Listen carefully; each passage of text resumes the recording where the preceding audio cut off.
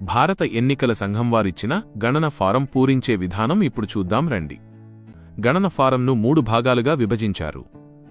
భారత ఎన్నికల సంఘం వారు ఇచ్చిన గణన ఫారంలోని మొదటి భాగంలో మీ వివరాలు అన్నీ ముద్రించబడి ఉంటాయి. ఫారం కుడి ప్రక్క గడిలో మీ ప్రస్తుత ఫోటోనైతే అతికించాలి. రెండవ భాగం 2 బాక్సులుగా ఉంటుంది.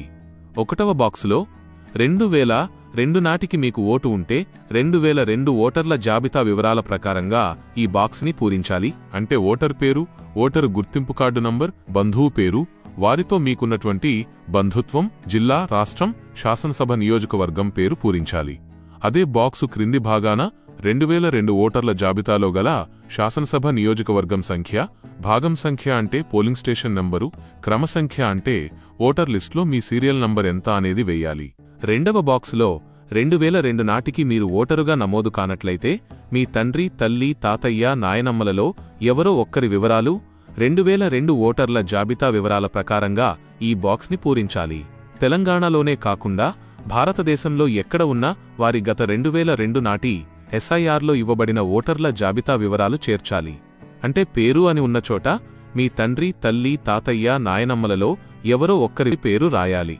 ఓటరు ఫోటో గుర్తింపు కార్డు అంటే వారి ఓటరు గుర్తింపు కార్డు నంబర్ వేయాలి. బంధువు పేరు అంటే వారి తండ్రి లేదా భర్త పేరు రాయాలి. బంధుత్వం తండ్రి, భర్త, జిల్లా, రాష్ట్రం, శాసనసభ నియోజకవర్గం పేరు పూరించాలి.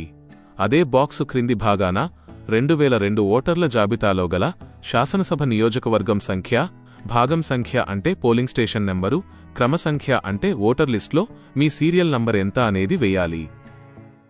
మూడవ భాగంలో ఓటరు యొక్క ప్రస్తుత పూర్తి వివరాలు చేర్చాలి. అంటే పుట్టిన తేదీ, ఆధార్ నంబర్, మొబైల్ నంబర్, తండ్రి లేదా సంరక్షకుని పేరు, తండ్రి లేదా సంరక్షకుని ఓటరు గుర్తింపు కార్డు నంబర్, తల్లి పేరు, తల్లి గుర్తింపు కార్డు నంబర్.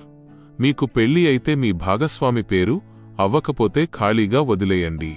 మీ భాగస్వామి యొక్క గుర్తింపు కార్డు నంబర్ వేయాలి. మీకు 2002 నాటి ఓటర్ వివరాలు తెలియకపోతే వాటి డీటెయిల్స్ కోసం ఈ క్రింది వెబ్సైట్లు voters.eci.gov.in యొక్క లింక్ లేదా ఈసీఐ నెట్ మొబైల్ యాప్లో కూడా చూడవచ్చు. ఈ వెబ్సైట్లలో వివరాలు లభించకపోతే గణన ఫారం 2వ భాగంలోని 1వ మరియు 2వ బాక్సులను ఖాళీగా వదిలేసి 3వ భాగంలోని వివరాలు నింపి తేదీతో కూడిన సంతకం చేసి బిఎల్లోకి గణన ఫారం తిరిగి ఇవ్వాలి. ఇట్టి సందర్భంలో మీ పుట్టిన తేదీ ప్రకారం ఈ క్రింద తెలిపిన పత్రాలు సమర్పించాలి. జూలై 1, 1987 తేదీకి ముందు పుట్టినవాళ్లు వాళ్ల సొంత సర్టిఫికేట్ ఇస్తే సరిపోతుంది. జూలై 1, 1987 నుండి డిసెంబర్ 2, 2004 మధ్యలో పుట్టినవాళ్లు వాళ్ల సర్టిఫికేట్తో పాటు తల్లి లేదా తండ్రిలో ఎవరో ఒకరి సర్టిఫికేట్ జత చేయాలి. డిసెంబర్ 2, 2004 తర్వాత పుట్టిన యంగ్ ఓటర్స్ అయితే వాళ్ల సొంత సర్టిఫికేట్తో పాటు తల్లిదండ్రుల ఇద్దరి సర్టిఫికేట్లు తప్పనిసరిగా ఇవ్వాల్సిందే. ఓటర్లు అందించవలసిన అవసరమైన సహాయక పత్రాల జాబితాను ఈసీఐ క్రింది విధంగా సూచించింది.